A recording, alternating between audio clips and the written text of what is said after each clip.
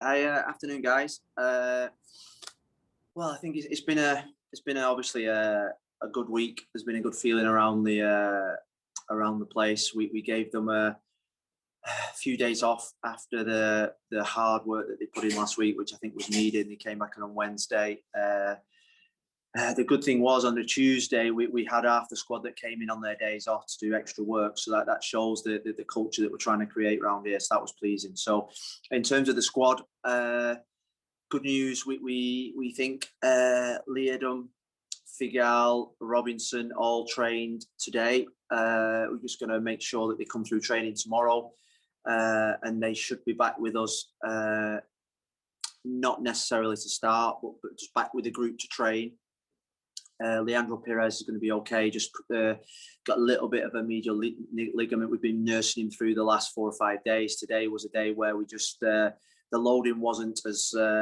Today's the day where you recover the players that needed it. Gregory and LGP didn't take part in the full session, but there's no worries about them. And Rodolfo, we did the same. So apart from that, we're in better shape in terms of sort of like the nucleus of the group getting back training together. The quality of the group this week has been fantastic. Carranza has been absolutely sensational in training this week. I've got to say, I think those minutes last weekend really helped his confidence. He's getting his sharpness back. We've done extra work. He's doing at least an extra 20-30 minutes training every single day to get his sharpness back. And I think I said it after the game. I think he's going to be a big player for us. And I expect big things from the reaction from Rodolfo as well. I think he's been great this week. His attitude has been great to being left out last week and rested, and the group's in a really good place, and which makes me happy. Looking forward to the game against Chicago. Thank you, Phil. All right, let's get started with some questions. Michelle Kaufman, you're up first. Hi, Phil. You said, how are you? You sound I'm good. How are you? Good. You said that you expect the hamstring trio, as I'm calling them, hamstring trio to be back. Do you think any of those three, particularly I'm wondering about Figal and Robbie, will either of them, do you think they'd play significant minutes? And I wanted to ask you, what is missing when they're not playing? What do each of those players bring, Nico and Robbie, that's been, because they both started off strong this year, what's missing when they're not there? Thank you. I think I expect them to. I want to take them to Chicago. I think that's me being totally open and honest between you guys. I want to take them to Chicago. I want them back in the group, because when you ask about what do they bring, quality, competition, and that winning mentality. You think about Figal especially. Figal is an out-and-out winner, and I think he was our best player in pre-season. It was disappointing when he just tweaked his hamstring a little bit the day before. I think it was the Nashville game. So I think that winning mentality, the strength in the group, looking back at sort of like games when we've had to change and make substitutions, it thickens up the group with more quality. It means that we've got great options. Last weekend, bringing Carranza on, bringing Rodolfo on, bringing Jay Chapman on, it gave us that real experience. And I'm not taking anything away from Josh Penn, Edison Ascona, because they're big players for us. But just that experience of seeing out games at 3-2, winning us a game at 3-2, and the experience of coming on and making impacts. I think that's what you need to be successful in this league. The Josh Penns, the Edisons, the Christian McCoons will all have their moments, but you want as much competition and quality as possible, and that's what they bring. Thank you, Michelle. Next, we'll go to Kobe and then to Franco. Kobe, you're off mute. Thanks, Jackie. Hey, Phil, how you doing? Hi, Kobe. How are you? Solid. After the Cincinnati game, you said that John was the man of the match for you. Kind of want to ask about him. What have you seen as the biggest, I guess, points of evolution or growth throughout the preseason and early parts of the season? And also, how have you seen him handle knowing that, Nick Marsman is coming in over the summer, and that is going to be, maybe some stiffer competition, a guy who may be compete for the starting job at the minimum? Well, I think Mark Mason, the goalkeeping coach, has done an incredible job. Him and Seba. I think what I like as a manager, I like the goalkeepers to work with real intensity. And we know that the way that I want to play, they've got to use their feet. So from day one, what we did with John, with Drake, with Dylan, they play a lot in the sessions and the intensity of the sessions. So they have to be quick with their feet. They have to be quick with their mind. They have to be part of the group. That's a big part of what me and Mark, especially because I've worked with Mark for 3 years. He's brilliant at that, integrating and building a goalkeeping group. When we signed Nick, we spoke to John, because it's a big moment. John obviously got great experience. Doesn't want to be a number 2. We spoke to John, and we had a real honest conversation about we are signing a keeper, because that was the only position where we didn't have real strength and depth. We've got 2 fantastic young keepers, but we haven't got experience. So we said to him, you've got 8 to 10 games as number 1. And when Nick comes in, you're going to make sure that number 1 jersey remains yours, and you've got our trust and our belief. And that's what we've seen. We've seen a guy that's enjoying his work, enjoying his games, enjoying the training, and improving every single minute of every single day. And I thought it was important on Sunday. As a manager, sometimes you premeditate praise, and I thought that was building for a week, that he deserves praise. Everyone talks about the Gonzalos, Pizarros, and the big players in the team, but John for me, the goalkeeper position is equally as big. Thank you, Kobe. Franco, you're up next. Thank you, Jackie. Hey, Phil. Wanted to ask about 2 players. You said Leandro is resting today, but he's dealing with something. What is it that he's dealing with? And the second is on Jovan Jones. I know you said maybe a week ago or so that he was still working his way back to full fitness. Where is he in that process of getting fully fit? Thanks, Phil. Leandro's got a slight strain of the medial ligament. He's had it for probably 10 days now, so we've had to shut him down for a couple of days this week, but he's going to be fine. He's a match player. He's a gamer. Jovan, we've put 10 incredible hard days into him, bearing in mind that what we decided 10 days ago was we're going to train him through the games. I thought against Cincinnati when he came on, he was really, really good. Against Montreal, he had 3-4 moments when he dipped his shoulder and went outside. It was really good, but it's the ability to sustain that for 90 minutes. What you'll see this weekend, what you'll see in the next 6 weeks, you'll see a fitter, faster, stronger, and Jovan playing at his absolute best. He's going to be a real good player for us. And maybe at the start we rushed him too much into the game against LA Galaxy. Then we're playing catch up with his fitness. So I spoke to Jovan, and we've took responsibility for that. But the work he's putting in is great. We've got some great coaches here that spend a lot of time doing extra work with the players, and Jovan's been one of those that's been putting in the extra work. He didn't take the 2 days off that we give him. He was the one that was coming in on his days off, working extra, and I think he's in with a good opportunity to get minutes this weekend again. Thank you, Franco. Next, let's go to Mike DiPasquale and then to Steve Brenner. Mike, you're off mute.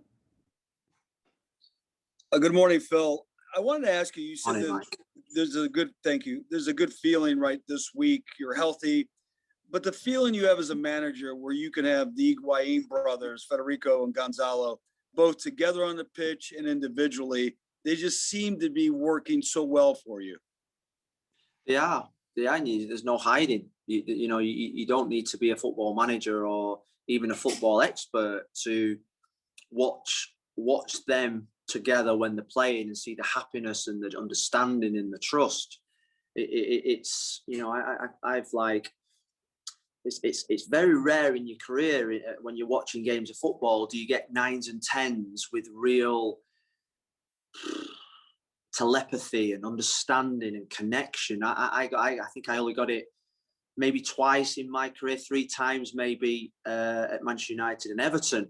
And when you see Federico and you play and you see Gonzalo, there is definitely a connection, obviously, because they are brothers. But there's a connection beyond that. They know each other they know the movements that they're going to make.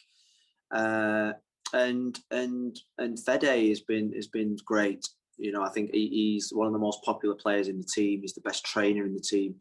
And to give you an insight into the work that he does, he at the end of every week we get our physical stats through. He run the most out of every single player last week in the games, in the training, collectively, and And ultimately, that's where we need to keep him. You know, people say that when you get to 32, 33, you've got to ease the workload. Now, I know from first experience, I know from being managed that you have to actually up the workload. So that's what we did. We spoke with Federico in pre-season and say, look, Fede, you're going to be worked harder than everybody else.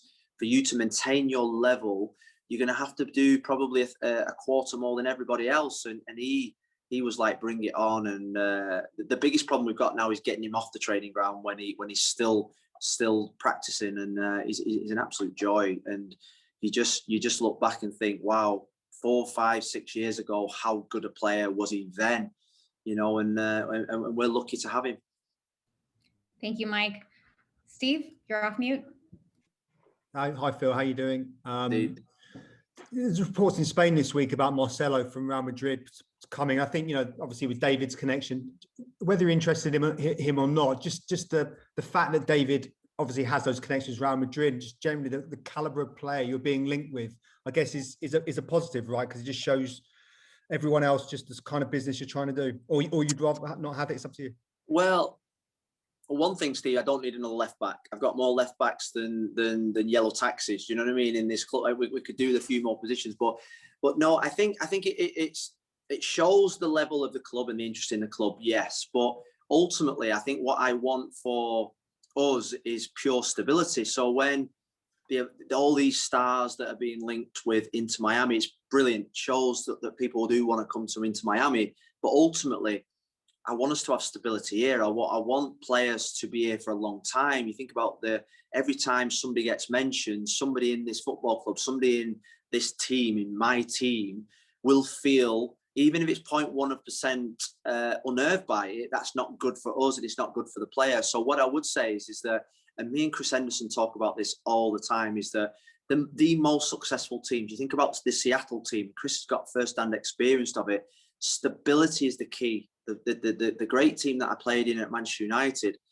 you had the core of the team that was together for 4 or 5 years before Sir Alex rebuilt it. Yeah, you sprinkle around the edges and you tweak here and there, you introduce new players around the edges, but you've got to have 8, 9 players that are going to be here for the next 3 or 4 years to get that stability. And I'm talking about the DP players as well. They need stability. You know, the worst thing that can happen is them reading the newspaper every single day, thinking about who's coming to the club. No, we believe in the players that we've got. The ownership have invested so much money in this football team. And now I think stability is the only way we'll get success. That's what the best teams in this league have had. That's what the best teams in football have had success on, stability. And we're never going to stop new guys speculating and you know, and agents putting in players, because this is a place that a lot of players will want to come. But ultimately, I'm happy with the squad that I've got. I want stability around this place. Thank you, Steve. Phil, we'll take 2 more questions for you. We'll go to Salvador and 1 more from Michelle. Salvador, you're off mute. Thank you, Jackie. Hi, Phil. How are you doing? Hi, Salvador. Nice to see you. Phil, just a couple of questions about Rodolfo. Yeah, it's a real question. Rodolfo has been called to the Mexican national team. Do you need to adjust something with the absence of Rodolfo Pizarro for the next games with Inter Miami? Do you need to adjust something about the absence of Rodolfo Pizarro? And the second one, your thoughts about David, who was inducted to the Premier League Hall of Fame. Thank you, David. Yeah. Thank you. Well, I think, I mean, forget me if I'm wrong. I know he's been called up for Mexico. I know that, but he doesn't miss any of our games, I don't think. I know that Mexico have a game on the same day that we play DC. I think we play Iceland, but I don't think under FIFA rules that he has to be released for that game. So I think he stays with us. So he doesn't miss any of our games. I know that later in the year he probably misses 4 or 5 games. Rodolfo, I've got to say, he's part of that stability that I want. I want him to feel stability in the team. And just because I rested him for 1 game, I don't want anyone to think or believe, or him particularly to believe, that he's not a massive part of my plans. He is. For us to be successful, we need Rodolfo Pizarro to be the best possible player that he can be. And we're working really hard, and he's working I think he's working a little bit too hard. He's too desperate to succeed. He's too desperate to score that goal. And he just needs to relax and have the confidence that we have in him.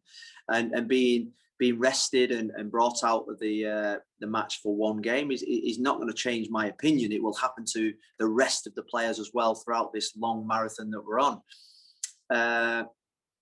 So I think that was that question. I think the David one, you know, you look at the Premier League and you look at that list of players in the Hall of Fame. I think it shows the impact that he had and the quality of his performance and the level of his performance. You look back at his career playing for the biggest clubs in the world.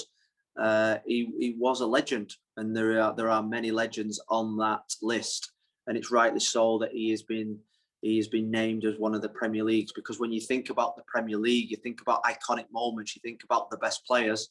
Without a shadow of a doubt, he's scored some of the best goals, he's produced some of the best performances, and he played for one of the best teams.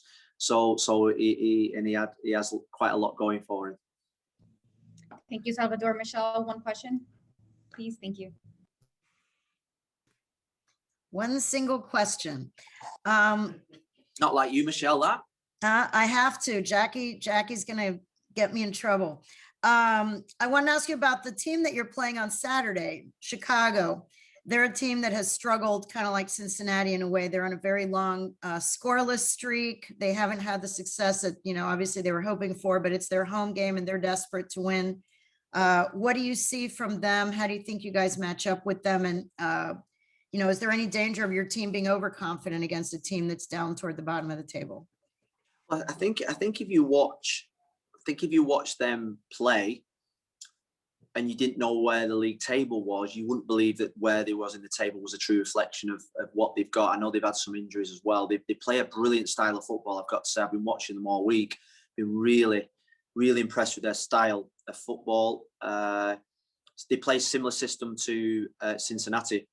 And I've got to say, before the Cincinnati game, I kept reading and seeing all these stats about their record, their defeats, and they're always dangerous games. So that's the thing we've been hammering on this week about the complacency. You know, nobody knocks on your door and gives you 3 points. You've got to go out there and you've got to earn it. And I think we're playing against a team that's really dangerous. I think they're a team that got really good attacking players with a really good system. They play some fantastic football. They try and play total football. And if we are not as compact, or we lack concentration and switch off from almost like we did against Cincinnati, we'll get punished. I think Chicago probably are a better team. So it's a dangerous game for us when we're coming out of this tough stretch of games that we had at the start. It's very dangerous for people to think, oh, well, the games are coming now where Inter Miami can win. Football doesn't work like that. It has a way of knocking you and kicking you right where it hurts. And I don't want us to be complacent. I want us to start building momentum. We went on a 3-game, I think, unbeaten run.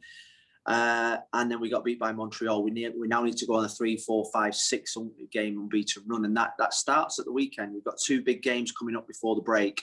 And I always think going into the break, it's really good to keep momentum going and keep positive performances. And, you know, the group are in a really good mental state. We've got players coming back from injury, and we just need to keep the performance levels going up, because I think even though we beat Cincinnati, I still think there's another 20-30% to come from us.